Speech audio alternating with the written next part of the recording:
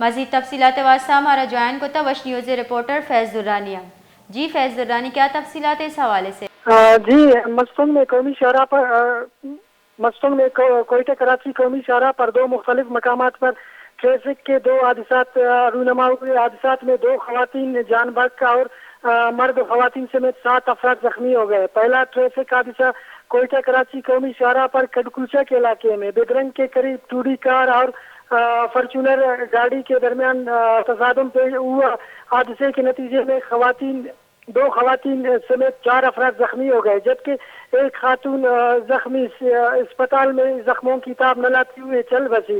Fortuner گاڑی میں D I G police Aitzaz Hasan Goraya کی فیملی سوار تھا، جس کا ڈرائیور بھی زخمی ہوا. جان بحق خاتون ٹوڈی کار میں سوار تھی جو پنجگور سے کوئٹہ کی طرف جا رہی تھی.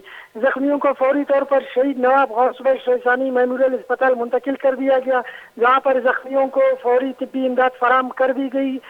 بعد ازاں زخمیوں کو مزید علاج کے لیے کوئٹہ منتقل کر دیا گیا اور لاشوں کو ورثاء کے حوالے کر دیا گیا. جی بہت بہت شکریہ فیض درانی ہمیں تفصیلات سے آگاہ کرنے کے لیے.